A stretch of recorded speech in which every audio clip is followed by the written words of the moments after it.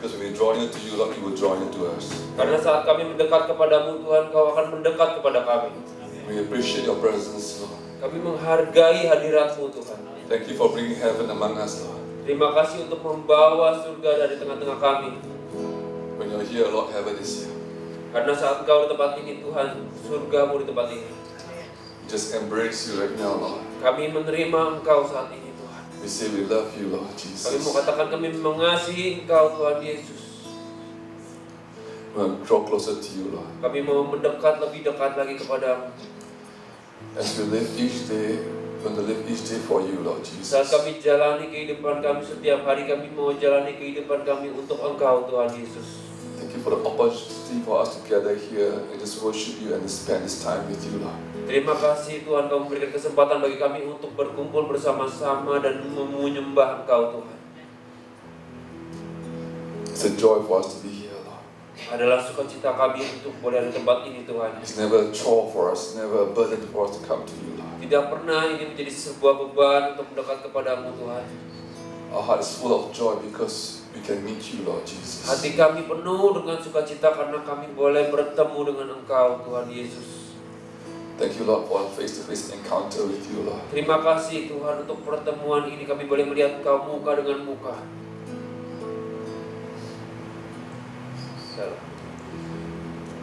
Just embrace you now, Lord. Kami menerima Engkau saat ini Tuhan. Kami membuka diri kami kepadamu Tuhan.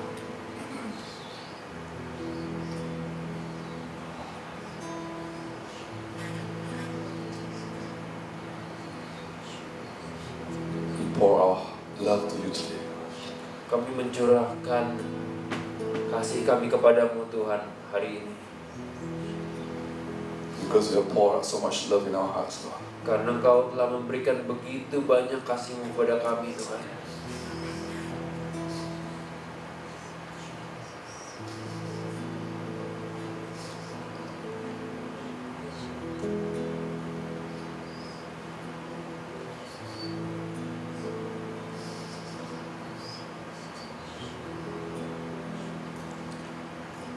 We're so amazed by you, Lord. Amazed by you. Kami begitu terpesona akan Engkau Tuhan.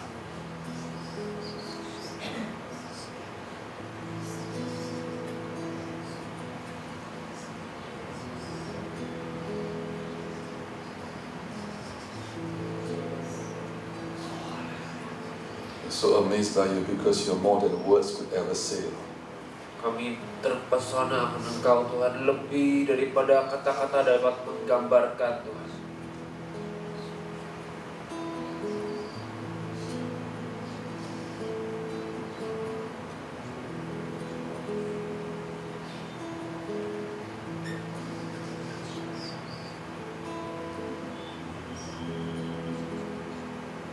Let's all embrace Jesus Christ this morning. Let's all Mari embrace Him. kita menerima Tuhan Yesus. Mari kita membuka diri kita, kita memeluk Tuhan Yesus.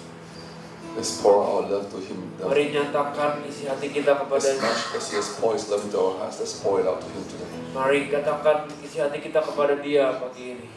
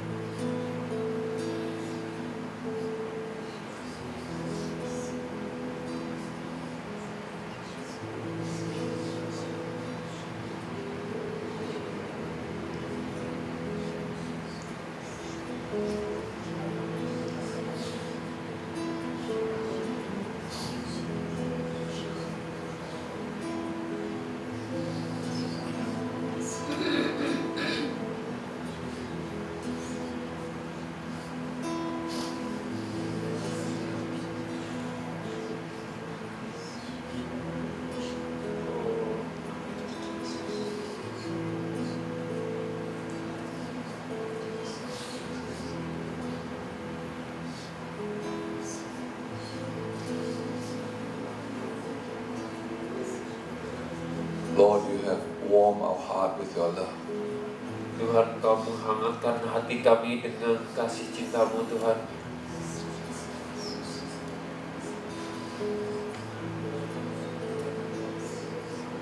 Your love, Father, is much more better than anything else in the world you could ever have. Kasih-Mu ya Bapa lebih dari segala sesuatu yang dapat kami peroleh di dunia ini. Thank you for giving your love to us so freely, Lord. Terima kasih Tuhan, Engkau memberikan kasih-Mu dengan cuma-cuma kepada kami.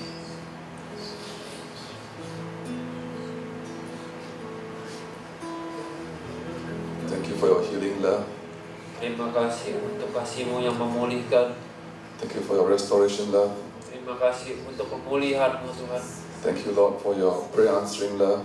Terima kasih untuk kasih-Mu yang menjawab doa kami. Thank you for your empowering love. Terima kasih untuk kasih-Mu yang menguatkan kami. Thank you for your gracious love. Terima kasih untuk kasih-Mu yang murah hati. Thank you so much, Lord. Terima kasih Tuhan. We bless you and praise you. Kami memberkati Engkau, kami memuji Engkau. We pray all this in Jesus' name. Kami naikkan doa kami di dalam nama Yesus. Everyone says, Semua katakan, Amin.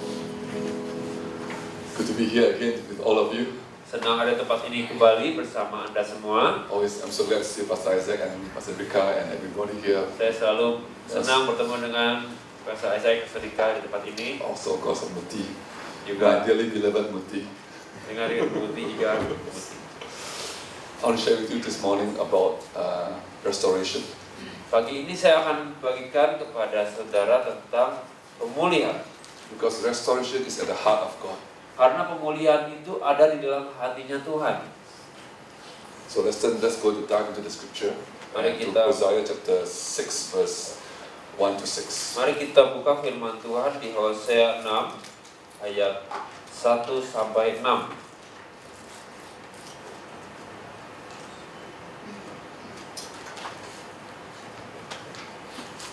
Saya akan bacakan Hosea 6 ayat 1 sampai 6. Mari kita akan berbalik kepada Tuhan, sebab Dialah yang telah menerkam dan yang akan menyembuhkan kita, yang telah memukul dan yang akan membalut kita. Ia akan menghidupkan kita sesudah 2 hari. Pada hari yang ketiga Ia akan membangkitkan kita dan kita akan hidup di hadapannya. Marilah kita mengenal dan berusaha sungguh-sungguh mengenal Tuhan. Ia pasti muncul seperti fajar. Ia akan datang kepada kita seperti hujan pada akhir musim yang mengairi bumi. 4. Apakah yang akan kulakukan kepadamu, hai Efraim? Apakah yang akan kulakukan kepadamu, hai Yehuda? Kasih setiamu seperti kabut pagi, dan seperti embun yang hilang pagi-pagi benar. 5. Sebab itu aku telah meremukkan mereka dengan perantara nabi-nabi. Aku telah membunuh mereka dengan perkataan mulutku, dan hukumku keluar seperti terang. 6. Sebab aku menyukai kasih setia dan bukan korban sembelihan, dan menyukai pengenalan akan Allah lebih daripada korban-korban bakaran. So this scripture verse tells us to come, let us return to the Lord. Jadi bacaan ini mengatakan bahwa marilah kita kembali berbalik kepada Tuhan. But there is a uncrossable gulf between us and God. Karena ada sebuah celah yang tidak bisa diseberangi sebetulnya. Yeah. So God sent Jesus Christ to be the bridge of God between God and man, so that we can return back to the Lord. Jadi karena itu Allah Bapa memberikan Yesus untuk menjadi jembatan di antara celah itu supaya kita bisa kembali manusia kepada Allah. When you read Hosea chapter 1 or Hosea chapter 6 in everything in the Old Testament, they don't have understanding of the work of the enemy or the demonic work that's around us. Di ayat bacaan di perjanjian lama atau di kisah-kisah perjanjian lama, mereka itu belum mengenal bagaimana cara kerja si jahat, roh-roh jahat yang bergerak di antara manusia pada saat itu. So everything you think is God. Jadi yang mereka pikir semuanya ada hubungannya pasti sama Tuhan So lagi. it says He has torn us to pieces, He will heal us, injure us, so on. So actually, it's the demonic work that's tore us apart, that's injured us. But God is the one that will bind us, the one who restore us back. Di firman ini dikatakan engkau yang meremukkan dan engkau yang membalut. Saudara-saudara, karena mereka berpikir bahwa yang meremukkan itu Tuhan dan yang membalut juga Tuhan. Padahal yang meremukkan itu si jahat, sedangkan yang melakukan pembalutan adalah Tuhan. But this verse 2 talks about the coming of Jesus Christ, how He will die, and the third day He will rose from the dead. Dan di ayat kedua di sini dikatakan menceritakan tentang Tuhan Yesus, bagaimana setelah 2 hari Dia mati dan pada hari ketiga dia akan bangkit dari kematian. So when Christ died on the cross, He died for my sins. Jadi saat Kristus mati di kayu salib, dia mati untuk dosa-dosa kita. When He rose again to new life, we also can have new life. Dan saat dia bangkit, memiliki hidup, dan kita bisa memiliki hidup yang baru. You know, all the preaching of the apostles, Saudara perhatikan semua khotbah dari para rasul, from Peter, John, and Paul, dari Petrus, Yohanes, dan Paulus. when you read the scriptures in Acts, they Ada- preach about one thing. Anda baca di kisah para rasul, apa yang mereka beritakan adalah They preach about Christ Jesus rose from the dead. yang mereka beritakan adalah tentang Yesus Kristus bangkit dari kematian. Peter and John, after they healed a guy at the Gate Beautiful, a cripple at the Gate Beautiful, Petrus dan Yohanes setelah mereka menyembuhkan seorang lumpuh di pintu gerbang indah, they were in prison because they preached Jesus Christ rose from the dead. lalu mereka ditangkap dan dimasukkan ke penjara karena mereka mengkhotbahkan tentang kebangkitan Kristus dari kematian. Then they couldn't find any fault with them. They released them after being some threats. Peter and John went back to their group and they prayed for boldness. Lalu setelah mereka dibebaskan, mereka kembali kepada kelompok rasul yang lain dan mereka mulai berdoa dengan berani. They asked God for boldness. Mereka minta keberanian, And if they ask God for boldness, we also need to ask God for boldness. All right? dan kalau Yohanes dan Petrus berdoa minta keberanian kepada Tuhan, kita juga harusnya melakukan hal yang sama, betul? And the whole building shook and they feel the Holy Spirit again. Lalu tiba-tiba gedung tempat mereka berdoa itu bergoyang, bergetar, lalu Roh Kudus turun atas mereka lagi. And then they went out to preach. Dan mereka mulai kembali lagi. And what did they preach? Again the same thing. Christ Jesus rose from the dead. Mereka mulai kembali lagi mengkhotbahkan tentang kebangkitan Kristus dari kematian. Paul himself, when he was before Felix the governor in the court, he says that I'm in prison right now because of my hope in in Christ Jesus in resurrection of the dead. Si Paulus di hadapan Gubernur Felix pada saat itu, lalu dia ditangkap di prison. Yes, he was put on court. Yes. Dia ditangkap lalu dimasukkan ke penjara karena dia mengatakan bahwa saya menaruh pengharapan saya kepada kebangkitan Kristus. So we all just share with everyone we know Jesus Christ rose from the dead. Jadi saudara-saudara, seperti yang para rasul lakukan, membagikan tentang kebangkitan Kristus, demikian juga yang kita harusnya lakukan, bahwa kita membagikan kepada orang lain bahwa Kristus itu bangkit dari kematian. Because that is the power of God. Karena itu ada kuasa Tuhan di dalamnya. Wow. For those who go to Jerusalem, who've been to Jerusalem and been to the garden tomb, Kalau yang pernah ke Yerusalem dan pergi ke taman kuburan, and you just go to the garden tomb and you pray, that if that is the garden tomb, that is the tomb where Jesus Christ is said, that is the greatest expression of God's power on earth. dan di Yerusalem, di taman yang ada batu nisan kematian Yesus itu, kalau Anda berdoa di situ, Anda bisa merasakan betapa besar kuasa dari kematian dan kebangkitan Kristus di bumi ini. God did not show His power greater than the power that rose Christ from the dead. Karena tidak ada kuasa yang lebih besar di dunia ini terjadi daripada kuasa kebangkitan Kristus dari kematian. So when you tell people Jesus Christ rose from the dead, you open them to the possibility of them experiencing the power of God for their lives. Dan kalau saudara membagikan tentang kebangkitan Kristus dari kematian, Anda baru saja membuka kemungkinan, membuka pintu bagi orang-orang tersebut untuk mengalami kuasa kebangkitan Kristus dari kematian tersebut. And then, as the scripture say in verse 2, the third day He will restore us. You give them the opportunity to be restored back to God when they experience God's power. Karena seperti di Hosea 6 ayat 2 sini dikatakan, pada hari yang ketiga Ia akan membangkitkan kita dan kita akan hidup di hadapannya. Maksudnya bahwa Tuhan akan memulihkan kita, membangkitkan kita dari kematian juga dan memulihkan kita. God wants to restore us. Karena Tuhan mau memulihkan kita. His heart. Itu isi hatinya Tuhan. And He restore us to His glory. Dan Tuhan memulihkan kita kepada kemuliaannya Tuhan sendiri. Romans 3:23 says what? For all have sinned and fall short of the glory of God, right? Roma 3:23 katakan bahwa kita semua telah berdosa dan kita semua telah kehilangan kemuliaan Allah. So God wants to restore you to glory. Jadi Tuhan mau memulihkan kita untuk untuk kemuliaan itu. God wants to restore His glory among us. Tuhan mau memulihkan kemuliaannya di tengah-tengah kita. Not only in our church, Bukan cuma di gereja kita di when we are sini. gathered together. Pada saat kita berkumpul, If you think that only for our church only or for churches only, we are very small-minded. We don't have the mind of Christ. karena kalau kita berpikir bahwa kemuliaan Tuhan itu terbatas hanya pada gereja kita atau tempat-tempat di mana gereja itu ada, kita berpikir terlalu dangkal, saudara. Because the Bible says, the earth shall be filled with the glory of the Lord as the waters cover the sea. Karena firman Tuhan katakan bahwa kemuliaan Tuhan itu akan memenuhi bumi seperti air memenuhi lautan. That means God wants to restore His glory all over the world. Every part of the world is experiencing the glory of God. Artinya bahwa Tuhan mau mengisi seluruh dunia itu terisi dengan kemuliaan Tuhan.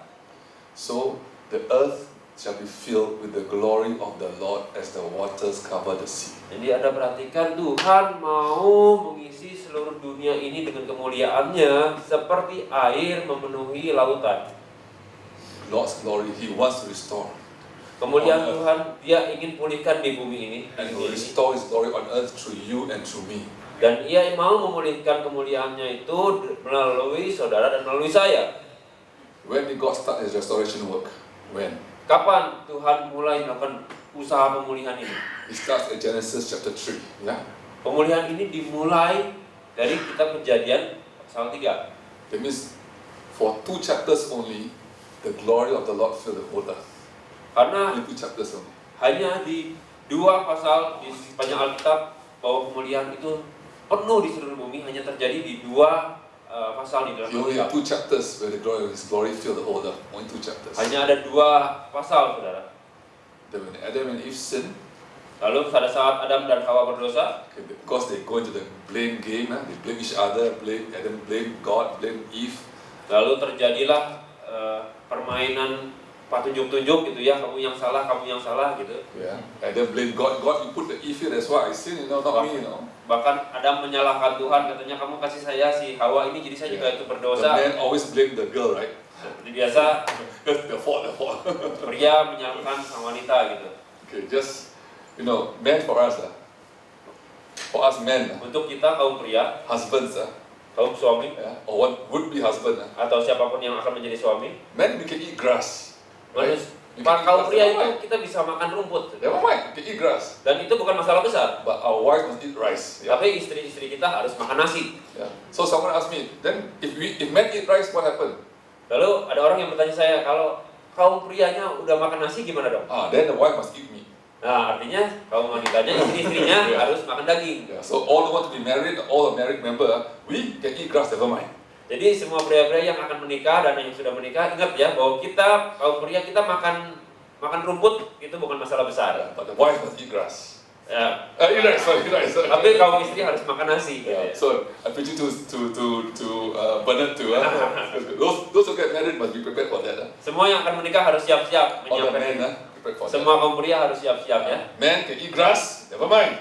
Bahwa kaum pria bisa makan rumput itu bukan We are masalah. men, we can eat grass. Kita pria kita bisa makan rumput. Yeah. Wife, rice. Okay. Tapi never mind. kalau kaum istri harus makan nasi. Okay. You know,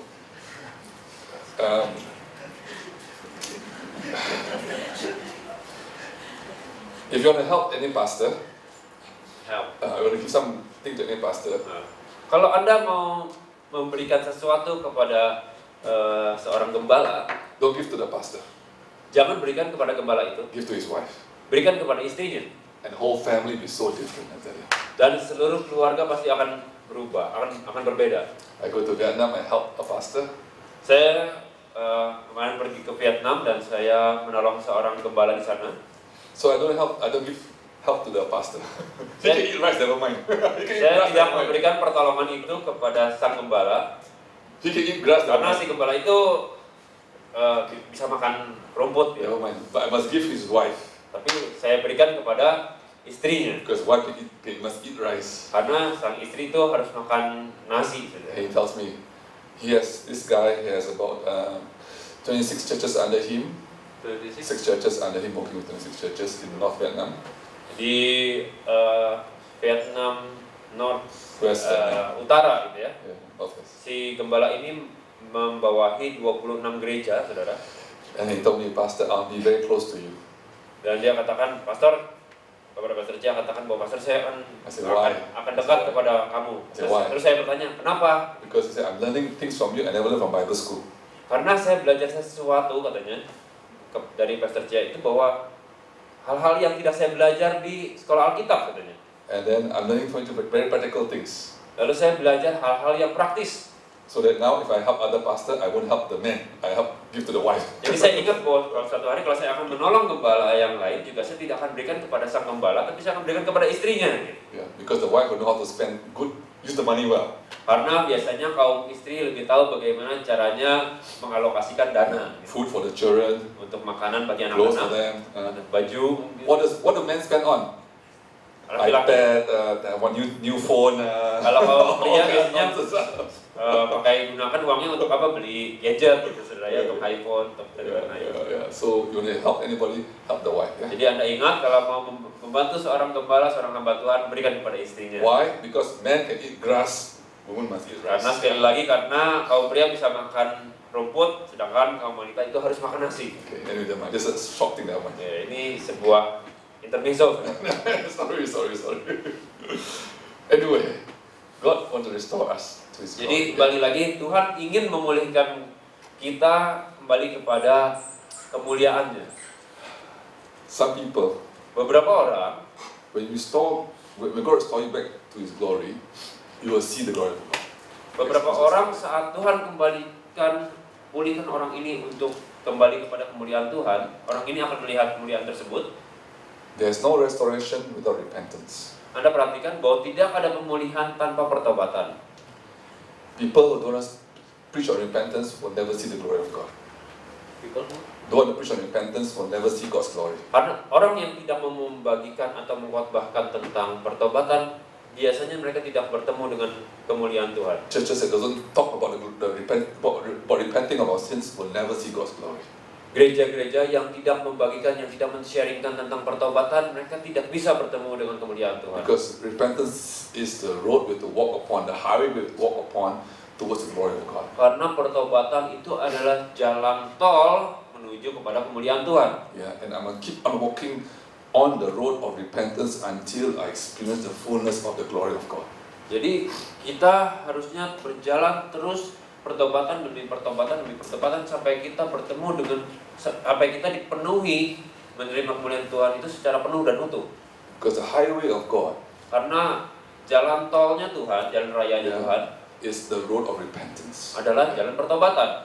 The first thing that John Baptist preached was sent to prepare the way of the Lord is repent. Yohanes Pembaptis pada saat yang membagikan, yang pertama dibagikan adalah persiapkanlah jalan bagi Tuhan. Maksudnya adalah jalan pertobatan, saudara. Yeah, and Jesus when he first preached, repent for the kingdom of God is at hand. Same thing. Dan hal yang sama yang dilakukan Kristus pada saat dia pertama kali membagikan, yang khotbahkan adalah bertobatlah karena kerajaan Allah sudah dekat katanya. Yeah. So if I want to experience God's kingdom, I must repent. Jadi kalau kita mau mengalami kerajaan Allah, kita harus bertobat. If I want to experience the glory of God, I must repent. Kalau kita mau mengalami kemuliaan Tuhan, kita harus bertobat. Some people, they walk on the road of repentance. Beberapa orang jalan dalam jalan pertobatan, They saw the glory of God. lalu mereka melihat kemuliaan Tuhan, They're happy with it, and they turn aside. lalu mereka mengalami gembira sesaat, lalu mereka mulai berbelok, saudara. Some people, they walk on the road of repentance. They saw the glory of God, and they experienced the glory of God, and they turn aside. Lalu ada lagi kasus kedua, orang itu berjalan dalam jalan pertobatan, mereka melihat kemuliaan Tuhan, lalu mereka mengalami kemuliaan Tuhan, tapi akhirnya mereka berbelok.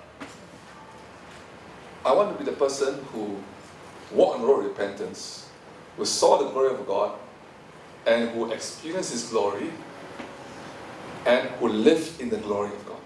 Kita maunya menjadi orang yang berjalan dalam jalan pertobatan, melihat kemuliaan Tuhan, mengalami kemuliaan Tuhan, Live in the glory dan of God. tinggal di dalam kemuliaan Tuhan. I never want to live God's glory. Karena saya tidak mau, saudara, kita pasti tidak mau meninggalkan I kemuliaan want Tuhan. to live in the glory of God. Kita mau tinggal di dalam kemuliaan Tuhan.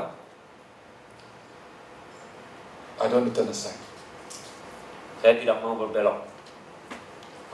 So for me to live in the glory of God, Jadi untuk saya, untuk tinggal dan hidup di dalam kemuliaan Tuhan, I don't want to follow the one who has no glory.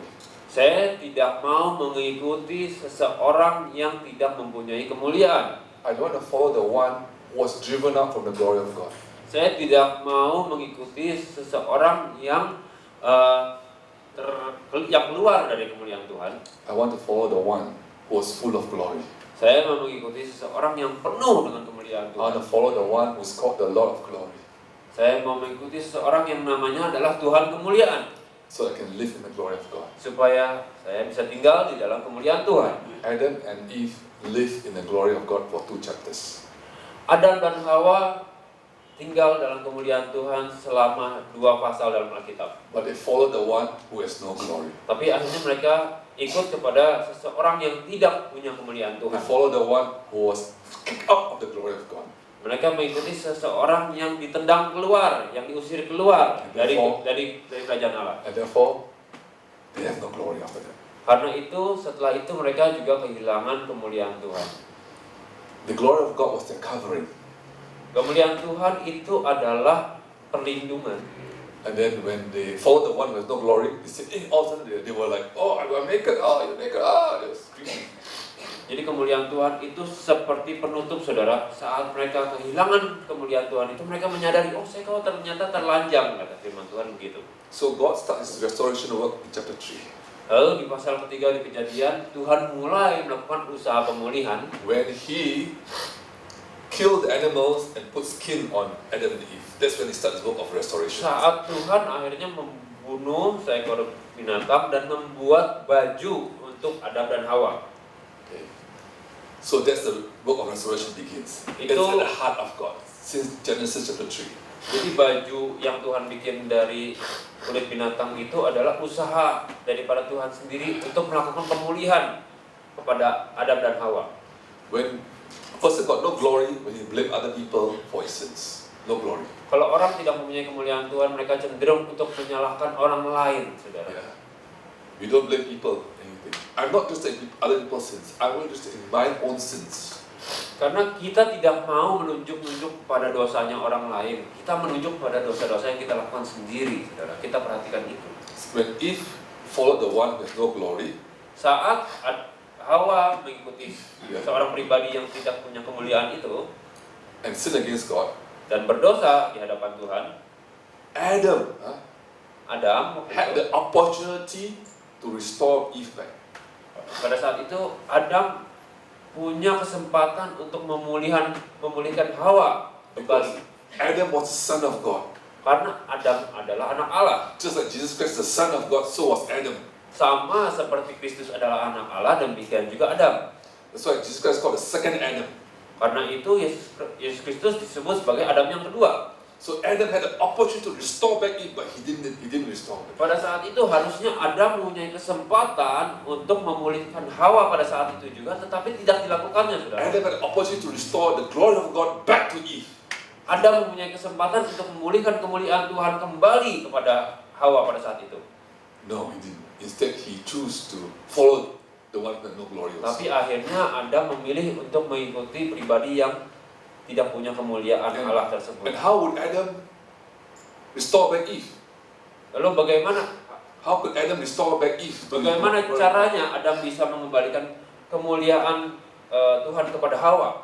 By being the sacrifice for Eve. Dengan cara berkorban untuk Hawa. That's how he restore back Eve. Yeah. Itu cara yang harusnya diambil oleh He Adam. choose not to. Tetapi He choose akhirnya to dia follow the one with tidak no glory. mengorbankan dirinya, malah dia mengikuti pribadi yang tidak punya kemuliaan itu. So restoration work Jadi of God, pekerjaan Tuhan dalam memulihkan, God restore us out of His heart of love for you. Tuhan memulihkan kita lewat hatinya Tuhan yang penuh kasih kepada saudara. Yeah, He's full of compassion, abounding in love and kindness. Yeah. Dia begitu terikat dengan belas kasihan dan kasih sayang saudara. He does not treat us as our sin deserve. Dia tidak memperlakukan kita sesuai dengan pelanggaran atau dosa yang kita lakukan. Yeah, and Bible says, as high as the heavens are above the earth, so great is love for those who fear Him. As far as the east is from the west, so far has He removed our transgression from us. Setinggi langit dari bumi, demikian tingginya besarnya kasih Allah kepada kita. Sejauh timur dan barat, demikian Dia jauhkan pelanggaran kita dari diri kita. Firman Tuhan katakan demikian. As far as a father has compassion upon his children, so the Lord has compassion over you. Demikian seorang bapa mempunyai rasa kasih sayang kepada anak-anaknya, demikian juga Bapa di surga punya kasih sayang kepada saudara. So restore you out of his heart of love for you. Yeah. Jadi Tuhan memulihkan dari dasar hatinya yang penuh kasih sayang kepada saudara. Remember in John chapter 8, Anda perhatikan di dalam Yohanes 8, the Pharisees brought a woman who was caught in adultery to Jesus Christ. ada sebuah kasus di mana orang Farisi membawa seorang wanita yang melakukan perzinahan ke hadapan Yesus pada saat itu. And they asked Jesus, what should we do with this woman? Terus dia tanya, Yesus, kita harus apain ini We wanita? caught this woman in adultery. Kita menangkap basah wanita ini melakukan perzinahan. See, and where's the man? It takes two persons to commit adultery, right? Padahal seharusnya pertanyaannya, di mana si Where's the prianya? man? Karena perzinahan itu pasti ada dua orang, How saudara. come you only bring the woman? Where's the man? Kenapa yang ditarik, yang dibawa cuma yang wanitanya gitu ya? Mana yang prianya Yeah, gitu? so it's a setup. Yeah, Jadi it's itu a adalah trap for Jesus sebuah skenario menjebak, saudara. Yeah. So the Bible says Jadi firman Tuhan katakan pada saat itu, Jesus just write something on the ground, right? firman Tuhan katakan bahwa saat itu Tuhan Yesus lagi menulis sesuatu di tanah, betul? He stood up and says, Who is the one who not sinned? Will it be the first one to throw the stone at this girl? Lalu firman Tuhan No, mencatat not sin, throw the first stone. Yeah. bahwa Tuhan Yesus bangkit, lalu dia berkata, siapapun yang tidak mempunyai dosa silahkan melempar batu yang pertama gitu ya. Silahkan Be the menjadi first pertama to yang stone melempar her. batu gitu. Be the first to stone her, right? Ya, menjadi orang pertama yang boleh melempar batu gitu. And Silahkan. then what happened? Jesus Lalu apa yang right terjadi? on the ground again. Yeah. Terus Tuhan Yesus kembali lagi menulis-nulis di atas tanah. Jesus says that in verse 7. People question him. He says, If any one of you is without sin, let him be the first to throw the stone. Jadi John 8 verse 7. di Yohanes 8 ya. Yeah. Yohanes 8 ayat 7 dikatakan, siapapun yang tidak berdosa silakan melempar batu. Then verse 8 says he stood in the ground right again. Lalu dikatakan bahwa Tuhan kembali membungkuk dan menulis-nulis di atas tanah katanya. Okay, now, theologians, Ini hal yang teologi, yeah, trying to say what Jesus, right, to try to figure out what Jesus write on the ground. Maaf, para ahli teologi berusaha mengira-ngira, berusaha mencari-cari Tuhan Yesus tuh nulis apa ya di atas tanah gitu. Did he write the sin of the Pharisee on the ground? Dia tidak menulis dosa-dosa kaum Farisi Did he itu. write? No, did Apakah dia menulis dosa si orang Farisi itu di atas tanah? no. If the Bible did not say anything, Jadi Anda perhatikan, kalau Alkitab tidak menjelaskan apapun, then it's not important for us to know. artinya bagi kita itu nggak penting. For me, I believe this strongly. Yeah, Jadi untuk saya percaya hal ini dengan sangat. Jesus Christ, when he stood there right on the ground, what he wrote is not important. Jadi pada saat kasus ini terjadi, apa yang ditulis oleh Yesus di atas tanah itu bukan hal yang penting. What he did was more important. Tapi apa yang dia lakukan, tindakan yang dilakukan itu hal yang penting. He brought the holy presence of God into the situation. Karena apa yang dia lakukan pada saat dia menulis-nulis itu, yang terjadi adalah dia membawa hadirat Allah turun di dalam situasi itu, saudara. He brought the glory of His holiness into this situation here. You know. Dia membawa turun kemuliaan dan kekudusannya di lingkungan saat skenario itu terjadi, saudara. And then after one by one leave because they're so convicted of their sins. Lalu tiba-tiba yang terjadi berikutnya adalah satu demi satu orang-orang Farisi itu meninggalkan tempat itu karena mereka merasa tertuduh dengan dosa-dosa mereka. See, it's not for Jesus to condemn people. Anda perhatikan, Tuhan Yesus itu tidak punya niatan untuk menuduh seseorang karena dosa-dosa It's yang mereka not for lakukan. Him to convict people of their sins too. That's the job of the Holy Spirit. Yeah. Anda perhatikan bahwa bukan tugasnya Tuhan Yesus untuk mengingatkan kita akan dosa-dosa yang kita lakukan, tapi Roh Kudus. Yeah. He brought such a presence of God into the meeting. Dia Wow. membawa kemuliaan Tuhan di skenario itu, di pertemuan itu. They cannot stand, so they leave one by one. They left. Lalu orang-orang itu tidak bisa bertahan untuk diam di lingkungan itu, saudara. Lalu mereka pelan-pelan satu-satu The mundur. oldest one and then after that one. Dari yang paling tua meninggalkan tempat itu. Because the presence of God. Karena begitu It's kuatnya God, hadirat right? Jesus Allah. Christ is God, correct? Karena Kristus adalah Allah pada saat itu, betul? The glory of God was spread so strongly and wow, they all can stand. Kemuliaan Tuhan begitu kuatnya sehingga mereka tidak dapat tahan berdiri di tempat itu dan mereka mulai meninggalkan tempat itu. Just like Isaiah, yeah, chapter 6, yeah. Seperti Yesaya 6. He said, I saw the Lord high and lifted up, and the train of his robe filled his temple, yeah. Saya melihat Tuhan Allah tempat tinggi. Yeah, and the train of his robe filled the temple. He saw, and he says, and he saw the seraphim crying, Holy, holy is the Lord God Almighty. Heaven is full of His glory, right? Di sini dikatakan Holy, holy, holy. di ayat 3, dan mereka berseru seorang kepada seorang katanya, kudus kuduslah Tuhan semesta alam seluruh bumi penuh kemuliaannya. The earth is full of the glory of God. So Christ brought the glory of God to the people, to the meeting. And they were so caught up with the holiness of God. Then they say, wow, I'm a sinner. Just like Isaiah, woe to me, I'm a sinner. I live among people who have unclean lips. Jadi di kasus Yesus pada saat itu, Yesus membawa kemuliaan yang begitu besarnya pada saat itu sehingga orang-orang Farisi itu merasa, aduh celakalah aku karena aku orang pendosa, gitu. Sehingga mereka mulai mundur satu demi satu. All you have to do is brought the glory of God into the meeting and wow, God so convicted. Yeah. Jadi yang Tuhan Yesus lakukan, dia membawa kemuliaan Tuhan begitu dahsyat dan mereka begitu merasa tertuduh, saudara. So Jesus Christ restores this woman to her dignity back, to her self-worth back. Jadi Tuhan Yesus lalu memulihkan si wanita ini kembali kepada harga dirinya, kepada jati dirinya. The woman who was brought there was so ashamed already, was so broken already, Wanita itu pasti sudah sangat malu, sudah hancur hatinya pada saat itu. So God restored back to her self-worth, back to her.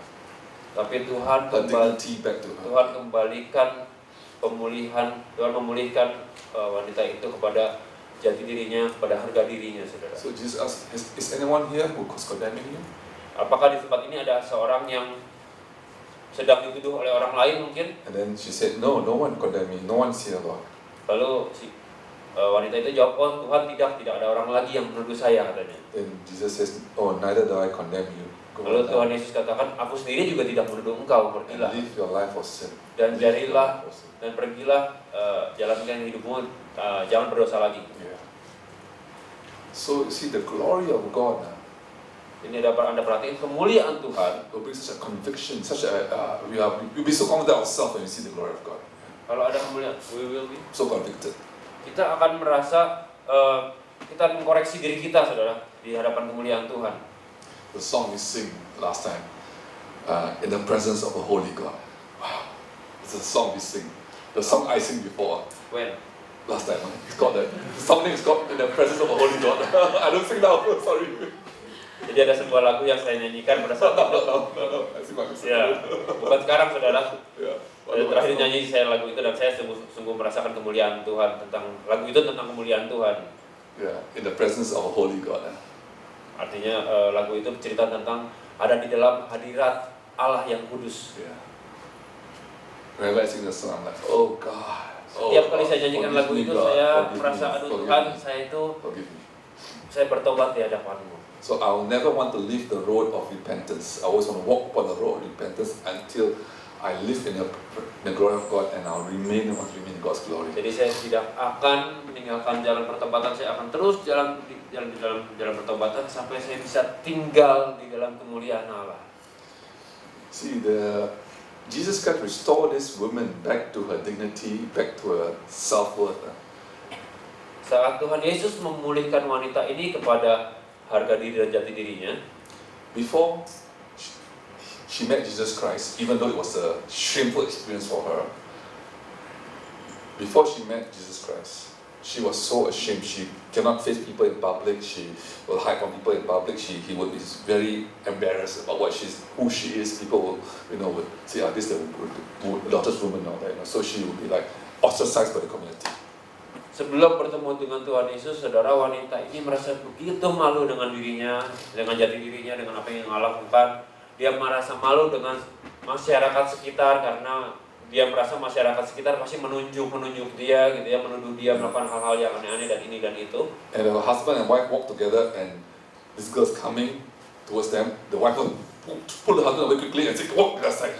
Kalau pasti ada kasusnya saat ada misalnya sepasang suami istri sedang berjalan bersama-sama, terus wanita itu berjalan, si istrinya akan mendorong atau menarik si suaminya, ayo kita agak pinggir lagi sedikit gitu. So they all avoid her because. Jadi semua orang menghindari dia, saudara. Yeah.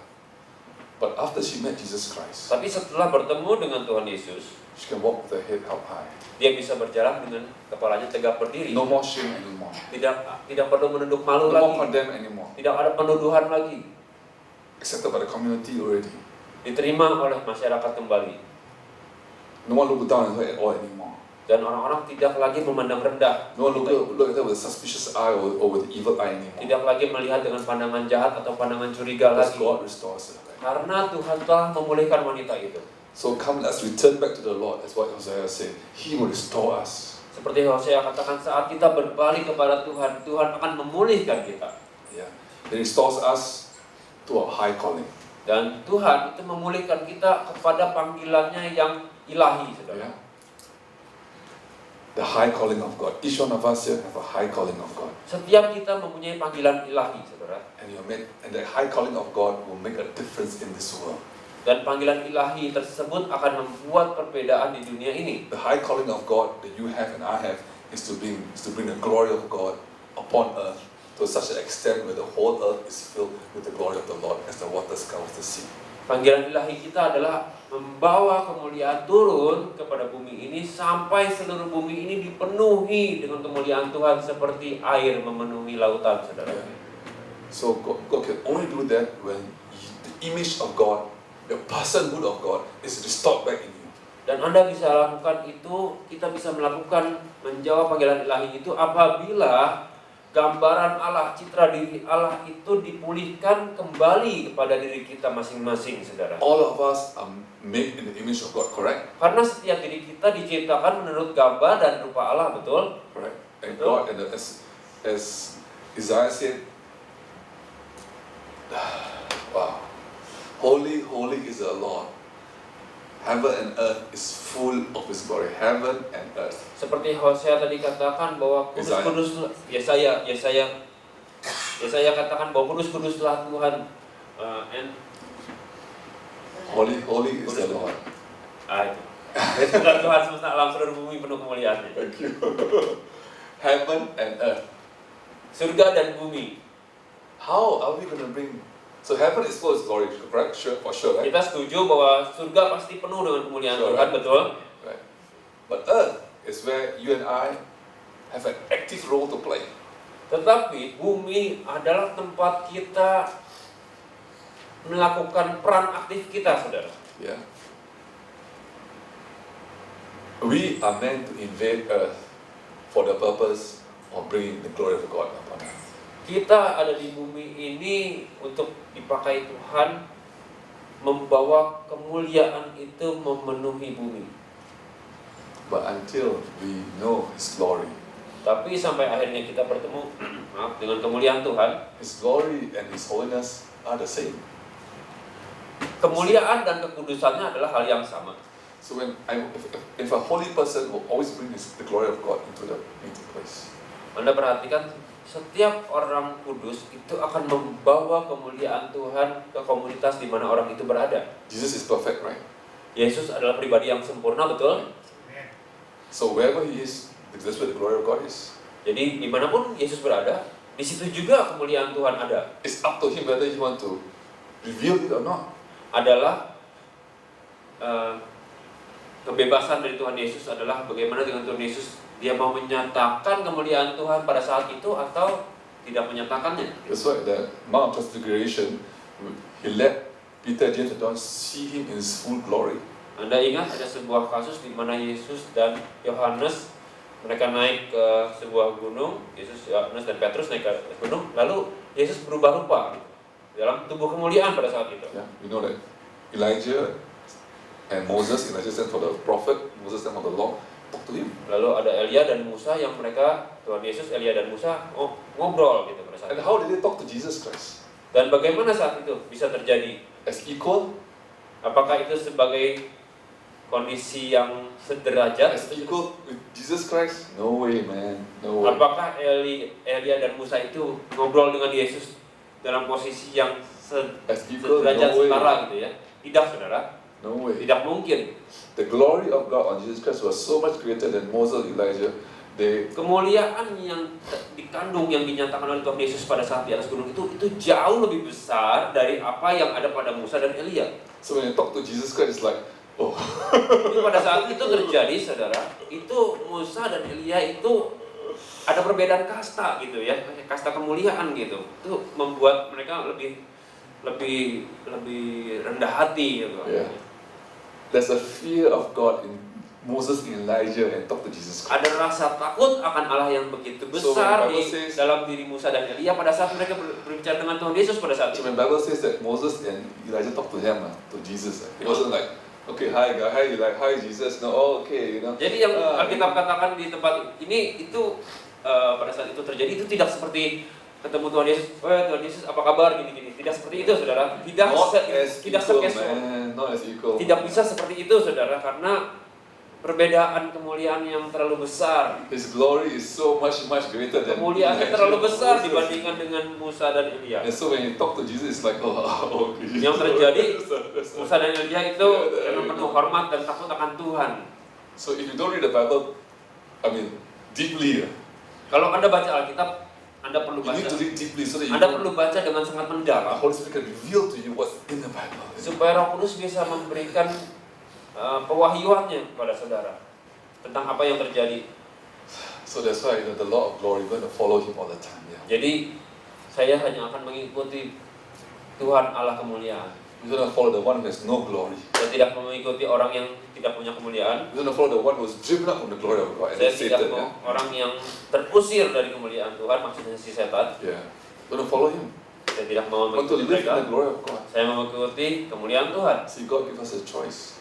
Yeah. Anda perhatikan Tuhan memberikan kita kebebasan memilih. Yeah. He says, He always tell us, come, return back to the Lord. Come, let's return back to the Lord. He will restore us. God will restore us. Tuhan selalu memberikan alternatif. Ayo kembali dan aku akan pulihkan engkau, kata Tuhan. What will He restore in us? Yes. What will God restore in us? Apa yang Tuhan akan pulihkan dalam diri kita, saudara? His glory. Adalah kemuliaannya.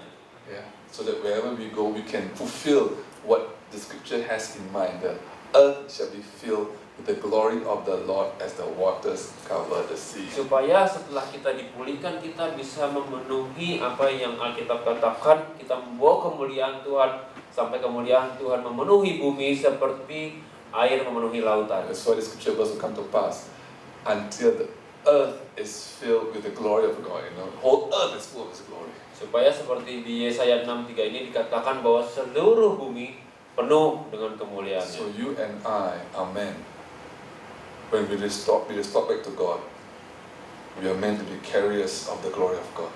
Jadi setelah kita dipulihkan, saudara, kita dimaksudkan untuk menjadi para pembawa kemuliaan Tuhan. So when God restores His glory in us, Jadi saat Tuhan pulihkan kemuliaannya dalam diri kita, reveal His glory, kita bisa menyatakan kemuliaan His Tuhan. holiness and His power. Kekudusan Tuhan kita nyatakan lewat diri kita, kuasa Tuhan kita nyatakan lewat diri kita juga. You know, for us, we can only think linearly. Saudara perhatikan, kita manusia, kita diciptakan hanya untuk bisa berpikir secara linear, saudara, secara garis lurus gitu ya. Okay. Men, we think in boxes, box. Kaum pria cenderung untuk berpikir secara terkotak-kotak. Yeah. We talk about one subject, we talk about it, that's all. We don't talk about the subject. Let's this subject first. Biasanya kalau kaum pria lagi mendiskusikan sesuatu, mereka pada satu tema itu dulu, satu aja. Yeah. Ladies, their mind is differently. Sedangkan kaum wanita pola pikirnya, settingannya beda, saudara. They're like a spaghetti. Everything got, they can talk about everything, and still. Pola pikirnya tuh kayak spaghetti, saudara. Semuanya itu tersambung-sambung dan connected. For us, no, box only. Untuk kita pria, kita terkotak-kotak satu gitu. Yeah. So when we talk to each other, how come you talk? Jadi kalau pria dan wanita lagi ngobrol itu nanti kita bisa tanya, kenapa sih dia bisa ngobrol nyambung kemana-mana gitu. Yeah. So if husbands here, please understand your wife. Jadi kaum pria, kaum suami tolong mengerti. Everything connected, man. Connection, man. Everything connection, man.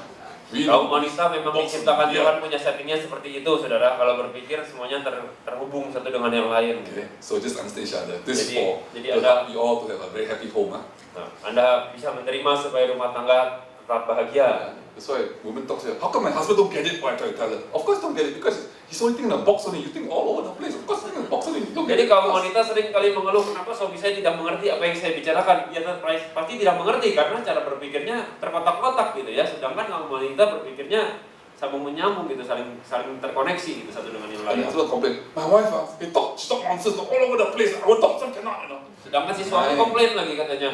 Istri saya ya, kalau ngomong kemana-mana katanya, semua diomongin ini sini. Yeah. I don't talk to her because I talk to her, wah, connection. Wah, saya jadi tidak mau ngobrol katanya sama dia. Kalau saya ngobrol nanti nyambung kemana-mana gitu. Yeah. But we all generally are linear thinkers. Tapi secara umum saudara, kita manusia itu berpikir secara linear, secara garis lurus. Okay.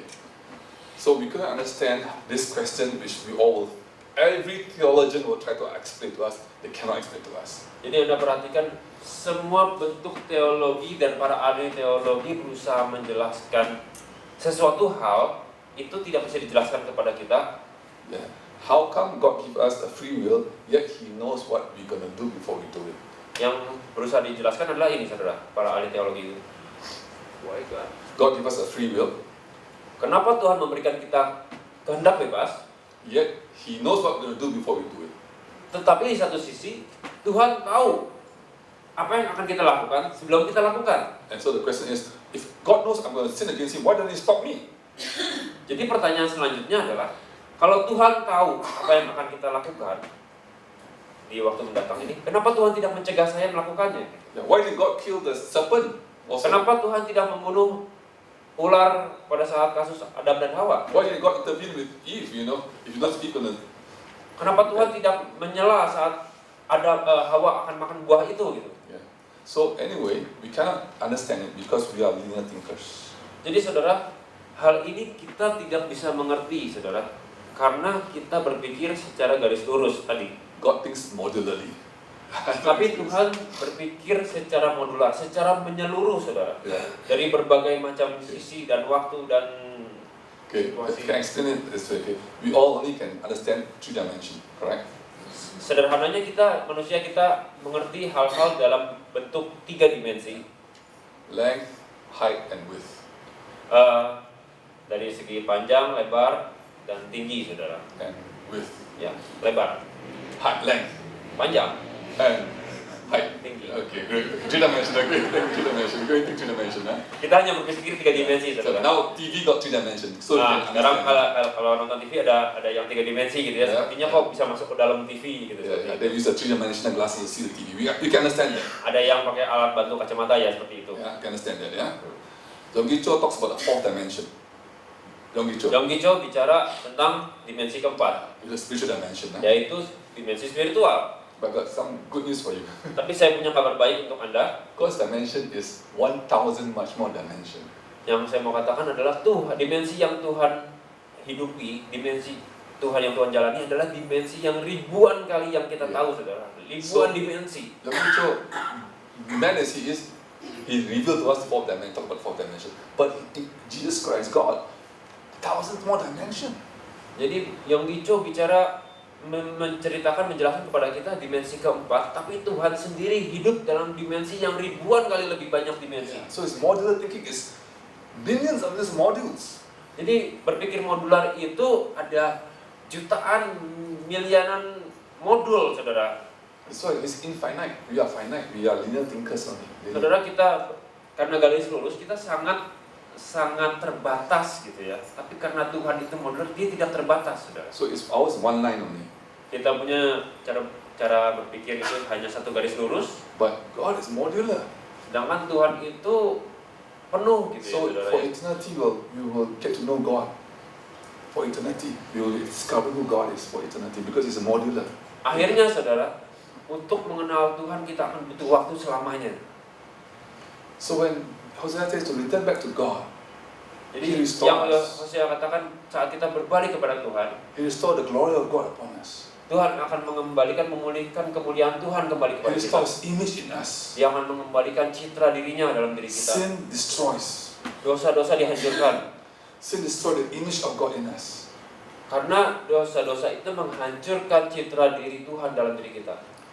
And all sin, as I told you before, I think, is irrational and destructive. All sin is irrational. Seperti saya pernah jelaskan bahwa semua dosa itu tidak rasional dan merusak, saudara. That means if we were to think about it, Karena we will saudara, not sin against God. karena saudara perhatikan, kalau kita berpikir dengan sangat mendalam, kita harusnya kita tidak melakukan dosa. Yeah. Because it destroys everything. Karena kita tahu itu merusak semuanya. So sin is irrational. Jadi All sin is irrational. Jadi semua dosa yang kita lakukan tidak rasional. Because if you think about the consequences of our sin, we will not sin against God. Karena kita tahu sebetulnya semua konsekuensi dari dosa, tapi kenyataannya kita masih bisa berdosa gitu, saudara. But we became irrational, so we just sin against God. Karena kita menjadi irasional, menjadi tidak rasional, sehingga kita lakukan itu dosa. It's like something come over us and we do something to sin against God. Jadi saat ada sebuah situasi yang datang kepada kita, kita berdosa di hadapan Tuhan. That think about is demonic. Then we're going to bind the spirit. Hal-hal seperti itu adalah hal yang disebabkan oleh si setan yang kita harus hancurkan. See, sin doesn't affect the sinner alone. Anda perhatikan bahwa dosa itu tidak hanya mempengaruhi si pelaku dosa itu. Sin affects everyone who's connected to the sinner. Everybody. Tetapi dosa itu memberikan dampak kepada setiap orang yang mempunyai hubungan dengan si pelaku dosa. We all are from Adam and Eve. We all connected to Adam and Eve. So therefore, his sin affects us. Kita semua terhubung dengan Adam dan Hawa. Karena itu dosa yang mereka lakukan mempengaruhi kita juga, memberikan dampak kepada kita juga. So we're all born sinners because we're connected to Adam and Eve, correct? Karena hal itulah kita terlahir dengan dosa, karena kita punya hubungan dengan Adam dan Hawa. God made Adam and Eve humankind, mankind. So we are affected by his sin. Karena Adam dan Hawa itu diciptakan Tuhan dalam bentuk manusia. Kita yang punya hubungan dengan Adam dan Hawa, kita punya hubungan dosa tersebut. So sin doesn't affect the sinner alone. It affects everyone that's connected to the sinner. Jadi dosa itu tidak hanya mempengaruhi si pendosa, tetapi setiap orang yang terhubung dengan si pendosa ini juga menerima dampaknya. So the sinner affects his father, his mother, his brothers, sisters, his friends, everyone, relatives, children, all connected to the sinner, they're affected by sin. Jadi orang tua dari si pendosa, ayah, ibu, anaknya, terus saudara-saudaranya itu akan terpengaruh, saudara. So we don't sin alone. Jadi kalau kita berdosa, kita tidak hanya yang sendiri saja yang Sin menerima doesn't affect dampaknya. us alone. Dosa itu tidak memberikan dampak hanya kepada diri kita sendiri. Sin affects everyone that's connected. When we sin, it affects everyone that's connected with us. Karena saat kita berdosa, akhirnya kita memberikan dampak kepada orang-orang yang terhubungan dengan kita di lingkungan kita, saudara. But the good news is this. Tapi berita baiknya adalah seperti ini. Adam's act of disobedience made us all sinners because we're connected with Adam. Ketidaktaatan Adam membuat kita berdosa karena tindakan dosa yang dilakukan oleh Adam. But Jesus Christ's work of obedience Tapi tindakan ketaatan Yesus Kristus affect everybody that's connected to him by faith. memberikan dampak kepada setiap orang yang terhubung dengan Kristus melalui iman. So we are connected to Jesus Christ by faith. Jadi kalau kita terhubung dengan Kristus dengan iman, melalui iman, His act of obedience bring us forgiveness of sin, bring us new life. tindakan ketaatan Kristus mati di kayu salib itu akan Bring us forgiveness of sins and new life. membawa kepada kita pengampunan dosa dan hidup yang baru. Because act of obedience, die on the cross, our sins are forgiven. Because we're connected with him by faith. Karena tindakan ketaatan Kristus hingga dia mati di kayu salib membawa pengampunan kepada dosa-dosa kita, dan setiap kita yang terhubung dengan Kristus dengan iman akan menerima dampaknya. We are the body of Christ through faith in Christ Jesus. Kita menjadi tubuh Kristus karena iman kepada Kristus. Yeah. Your faith in Christ Jesus connects you to Jesus. Iman kita kepada Kristus membawa kita terhubung dengan Kristus. So Jesus said, all that is mine, the Holy Spirit will come and make it known to you, let you experience it. Because we are connected to Jesus Christ by faith. Jadi yang Tuhan Yesus katakan bahwa setiap pribadi yang adalah milikku, Roh Kudus akan membawa, the Holy Spirit will Bring what is Jesus, make it known to us. akan Let's membawa. experience it. What belongs to Jesus Christ? Jesus Christ says, all that belongs to the Father is mine. Tuhan Yesus katakan bahwa setiap pribadi yang adalah punya Allah Bapa adalah milikku juga. And the Holy Spirit will bring what is mine and make it known to you. Dan Roh Kudus akan menyatakan kepadamu apa yang adalah milikku, kata Tuhan And Yesus. that's how the Holy Spirit will glorify me. Dan dengan cara itulah Roh Kudus akan memuliakan aku. To make it known to you what belongs to Jesus Christ. Untuk menyatakan kepada Anda apa yang menjadi milik Kristus. The word known is not intellectual knowledge but experience. Maksudnya Roh Kudus memberitahu kepada saudara adalah bukan memberitahu secara informasi saudara, tapi memberitahu secara mengalami. Yeah. So because we are connected to Jesus Christ by faith, Jadi karena kita terhubung dengan Kristus karena all iman. that Jesus Christ has, the Father gives to him, we will experience. Jadi apapun yang diberikan Allah Bapa kepada Kristus, kita juga bisa mengalami saudara. So your faith in Jesus Christ connect you to Jesus. Jadi iman kita kepada Kristus membuat kita terhubung dengan Kristus. So we are impacted by his work of obedience. Dan his act kita of obedience. menerima dampak karena tindakan ketaatan Kristus kepada kita. That's why Bible can say every spiritual blessing be yours. Sehingga yang kita katakan bahwa semua berkat-berkat rohani bisa Anda miliki. Because all that belongs to Jesus Christ is yours. Karena apa yang dimiliki Through the Holy Kristus Spirit. akan menjadi milik Anda lewat Roh Kudus. So that's how God restores His glory back to you. By Jadi, faith. By your faith in Jesus Christ. Ini saudara caranya bagaimana Tuhan memulihkan saudara dengan iman saudara kepada Kristus. So my prayer is that for you to be able to come into your inheritance. Come into your inheritance. Jadi saya berdoa saya kepada saudara adalah supaya Anda bisa menerima warisan yang Into your destiny. saudara miliki, masuk kepada panggilan saudara, kepada tujuan hidup saudara. And fulfill what Hosea says, come, let's return to the Lord. Because He will restore us. Dan memenuhi yang firman Tuhan Hosea katakan, mari kita berbalik dan Tuhan akan memulihkan kita. We don't want our love of Jesus Christ to be just like a dew, like early dew, come here and disappear. We don't want that. Kita tidak mau kasih kita kepada Kristus itu seperti embun pagi gitu, yang pagi-pagi ada lalu sebentar menghilang. Yeah. So we want to know, to experience God, and our love for God to always remain with Jesus Christ, always be there. Wow. Kita mau kasih kita dan pengenalan kita akan Kristus itu terus ada. Yeah. So God restores you. God restores glory in you. Jadi kalau saudara dipulihkan Tuhan, kalau Tuhan memulihkan saudara, artinya Tuhan memulihkan kemuliaannya di dalam diri saudara. And the Bible says Hosea chapter 3, Di Hosea 3 chapter 6 verse 3. 6:3. Yes. Hosea 6 ayat 3. Yeah. Let us acknowledge God. Let us know God. Yeah. Di sini dikatakan mereka mengenal dan berusaha sungguh-sungguh mengenal Tuhan. Yeah. And as surely as the sun rises, God will appear to Dan you. Ia pasti muncul seperti fajar. Ia akan muncul kepada saudara maksudnya. He will appear to you, God. Dia akan menyatakan dirinya kepada Anda. And isn't it what Paul told us? We see the Lord with unveiled faces, and we are transformed from glory to glory. Yeah. Seperti yang Paulus katakan bahwa kita akan bertemu dengan Kristus dengan muka tanpa selubung, dan kita akan dinyatakan menjalani kemuliaan demi kemuliaan. Yeah. So He will appear to you.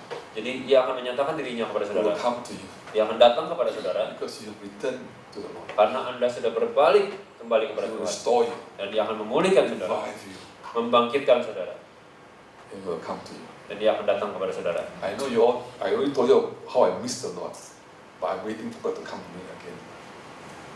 Yeah, I miss God. When Saya- I pass away.